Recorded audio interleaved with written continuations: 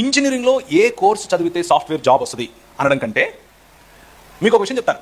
ఒక 5 సంవత్సరాల తర్వాత సాఫ్ట్వేర్ ఇండస్ట్రీ ఉండదు. జాగ్రత్తగా వినండి. నేను సాఫ్ట్వేర్ కంపెనీ నడుపుతాను. నాకు సాఫ్ట్వేర్ కంపెనీ ఉంది. ఆ కంపెనీలో 40 మంది ఎంప్లాయీస్. ఇప్పుడే చెప్పాను. నా ఎంప్లాయీస్ ఒక్కొక్కరు ₹1,00,000 జీతం పైన తీసుకుంటారు.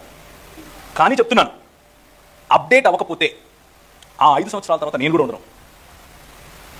మీ ఫోన్లు ఎన్ని నెలలకు అప్డేట్ అవుతున్నాయి? 2 నెలలకు, 1 నెలకు, 3 నెలలకు, 6 నెలలకు అప్డేట్ అవుతున్నాయి. అలాగే ఇండస్ట్రీస్ కూడా. రానున్న రోజుల్లో సాఫ్ట్వేర్ కోడింగ్ ఉండదు. ఆర్టిఫిషియల్ ఇంటెలిజెన్స్ ఉంది. దానంతట అదే కోడింగ్ రాస్తుంది, దానంతట అదే డిజైనింగ్ చేస్తుంది, దానంతట అదే సినిమాలు తీస్తుంది, దానంతట అదే పాటలు రాస్తుంది, అన్ని దానంతట అదే చేస్తాయి. నువ్వు ఆ ఇండస్ట్రీలో తలగా ఉండాలి అని అంటే నువ్వు ఇంకా కోడింగ్ జాబ్ నేర్చుకుంటాను, డిజైనింగ్ నేర్చుకుంటాను అంటే కుదరదు. నువ్వు ప్రజెంట్గా నువ్వు చదివే ఇంజనీరింగ్ కాలేజెస్ నీకు ఇవి చెప్పవు.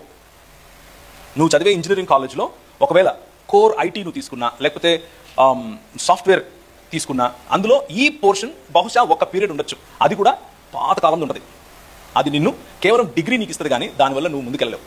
నువ్వు ముందుకెళ్ళాలి అని అంటే get in to the industry.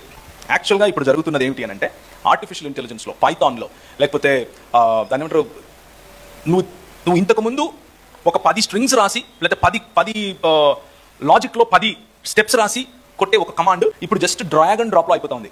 So you need to update your cells by getting in to industry. ఇండస్ట్రీలోకి వెళ్ళి వాటిని చేయాలి, వాటిని తెలుసుకోవాలి. అలా తెలుసుకోవడానికి ఈ ఊరు సరిపోతుంది అని నేను అనుకోను. అలాగని ఈ ఊరిలో దొరకదన్న ఉద్దేశం కాదు. ఇక్కడ కూర్చొని కూడా చేయొచ్చు. ఆన్లైన్లో చాలా అవకాశాలు ఉన్నాయి, చేయొచ్చు. ఒకవైపు మీ ఇంజనీరింగ్ కంప్లీట్ చేసుకుంటూనే కాంపిటెన్సీ పెంచుకోవాలి. ఆ కాంపిటెన్సీలో ముఖ్యంగా ఇంగ్లీష్ భాష. మీరు నాలాగా తెల్లెంటుకలు వేసుకుని ఐన్స్టీన్ నేను అని చెప్పినా సరే, అవతలోడికి ఇంగ్లీష్లో చెప్తేనే అర్థమవుతుంది. అవతలోడు తెలుగుడే అంటాడు, మీ ఊరోడే అంటాడు, కానీ వాడు ఇంగ్లీష్లో చెప్తేనే అంటాడు. అది మీరు వెళ్ళాలనుకున్న, ముఖ్యంగా ప్రశ్న రాసిన వ్యక్తి, మీరు వెళ్ళాలనుకున్న ఇండస్ట్రీలో ఉండే ప్రధానమైన, లేకపోతే ఏ కంపెనీలో అయినా సరే హైదరాబాద్లో, మీ కమ్యూనికేషన్ స్కిల్స్ లేదే మీరు యాక్సెప్ట్ అవ్వరు. నా దగ్గరికి చాలామంది యువతులు అప్లికేషన్స్ పెడతారు. నేను మా మేనేజర్స్కి పంపిస్తాను. వాళ్ళు రెగ్యులర్గా నాకు చెప్పే సమాధానం ఏంటంటే, అంతా ఓకే కానీ వాడు మాట్లాడలేకపోతున్నాడు, అంతా ఓకే కానీ వాడు పొట్ట ఉడిస్తే ఇంగ్లీష్లో ఒక అక్షరం రాదు, I madam, okay madam, sit madam, okay good madam అంటున్నాడు అనేది వాళ్ళ ప్రాబ్లం. మొదటిది ఇంగ్లీష్ కమ్యూనికేషన్, రెండోది కాన్ఫిడెన్స్. మీరు ఏదైనా ఒక సబ్జెక్ట్ తీసుకుని చేయగలిపి మాట్లాడేటప్పుడు అవతల వ్యక్తికి ఆ కాన్ఫిడెన్స్ అనేది కనిపించాలి. అప్పుడే మిమ్మల్ని నమ్ముతారు, లేకపోతే మీకు కష్టమవుతుంది. So update your cells in that way.